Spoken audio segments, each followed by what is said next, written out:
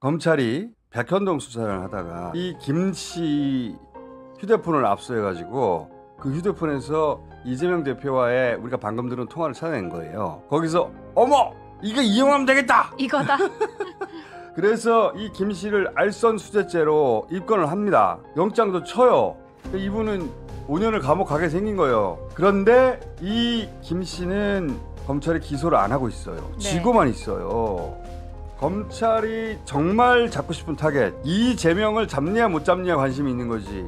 목줄을 딱 쥐고 김진성 씨로 하여금 증언을 번복하도록, 진술을 번복하도록 압박한 거 아니냐? 기술이 들어간 거 아니냐? 이렇게 의심이 드는 거죠. 김진성 씨가 위증할 동기가 있는가? 이재명 대표의 반대편에 서서 말할, 그렇게 하면 자기한테 이익이 있느냐? 이익이 있잖아요. 그렇게 의심해 볼 만하잖아요. 그 대목을 얘기하지 않는 거예요. 한동훈 대표가 그런 주장을 했어요. 이재명 대표에 대한 1심 결과가 나오니까 페이스북에 위증한 사람만 유죄이고 위증 교사한 사람은 무죄라는 판단을 수긍하기 어렵다. 이렇게 적었습니다. 보수 패널들도 같은 주장을 하고 뭐 커뮤니티 SNS도 그 논리로 문제 삼는 글들이 많습니다. 아니 이재명이 교사하지 않았다면 김 씨가 위증을 할 이유가 없지 않느냐. 근데 위증만 처벌하고 이재명을 교사하지 않았다니 논리적으로는 말이 되는 것 같잖아요. 다른 사람 몰라도 한동훈 대표는 그렇게 말하면 안 됩니다. 이거는 특수부가 증인을 압박해서 자기들이 원하는 진술을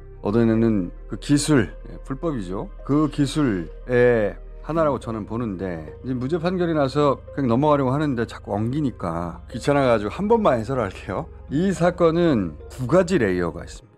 하나는 이재명 대표가 김 씨에게 위증을 교사했느냐가 있고, 또 하나는 김 씨는 왜 자신이 위증했다고 검찰에 소위 자백을 했느냐. 이 두 가지 층위가 있어요. 우선 이재명 위증교사 출발점이 되는 사건은 몇 번 얘기했지만 간단 요약하면 무려 22년 전 2002년 월드컵 있을 때입니다. 김병랑 당시 성남시장 비위 의혹을 KBS가 탐사 취재를 하는 과정에서 KBS PD가 자신을 검사라고 사칭하며 김병랑 시장과 통화를 했어요. 근데 검찰은 당시 시민운동가였던 이재명 변호사가 옆에서 시켰다 라고 기소해서 벌금 150만 원을 이재명 변호사가 맞았습니다. 이걸로 이제 일단락이 됐어요. 그로부터 16년 후에 이재명 대표가 경기도지사 출마했을 때 나 누명 썼다, 억울하다라는 취지의 발언을 해요. 그러자 검찰이 이거 허위사실 유포라고 두 번째 기소를 했는데, 이 사건은 법원에서 또 무죄가 났어요. 네. 그럼 끝나야 되잖아요. 네. 끝나야 되는데 윤석열 정부 들어가지고 이 건으로 세 번째 기소를 합니다. 12년 동안 세 번을 똑같은 네. 사건으로, 관련 사건으로 기소하는데, 당시 김명랑 시장의 비서였던 김진성이라는 분이 있습니다. 그분에게 이재명 대표가 위증을 하라고 시켰다는 거예요. 무죄 받은 그 판결에서. 야, 22년 전 걸로 걸고 또 걸고 또 걸고 세 번째 이 위증 교사로 징역 3년을 구형을 했어요. 그 내용이 뭐냐면 2002년 당시 성남시장과 KBS 측이 검사를 사칭한 주범을 이재명으로 몰아가자는 그런 논의를 했다. 그렇게 되면 성남시장과 KBS는 이 골치 아픈 이 상황에서 빠져나갈 수가 있으니까 그런 논의가 있었나 봐요. 그런데 당시 시장의 비서였던 김진성 씨가 그런 분위기였다는 걸 이재명 대표와의 통화에서 인정을 합니다. 전부 다 이해관계가 일치되는, 나한테 덮어씌우면 도움이 되는 사건이었던 거예요. 그때 뭐 분위기는 사실은 굉장히 그렇게 가는 분위기였기 때문에요. 저렇게 인정을 해요. 네. 또 그렇게도 증언도 합니다. 그래서 이재명 대표는 그때의 분위기를 얘기해 달라고 얘기를 해요. 그날 뭐 통화할 때에 예를 들어 우리 김일관이 안 본 거 뭐 그런 얘기 할 필요는 없는 거고, 그쪽 시장님 쪽 이게 어떤 입장이었는지 뭐 그런 거나 좀 상기해 봐주시면 좋을 것 같아요. 안 본 건 이야기할 필요 없다.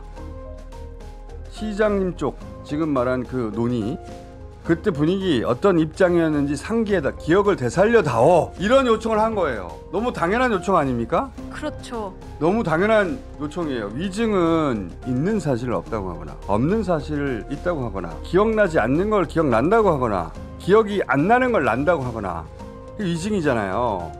없는 걸 말해달라나. 이재명 대표는 김진성 씨 본인도 인정한 그 대목을 상기해서 말해달라는 거예요. 그러니까 이재명 대표는 당연히 피고의 방어권 아니냐? 판사가 그렇게 판결한 네. 거예요. 이 전후 맥락을 다 듣고 검찰은 이걸 또 짜집게 해가지고 오해의 소지가 있을 만한 단어만 짜집게 해가지고 네.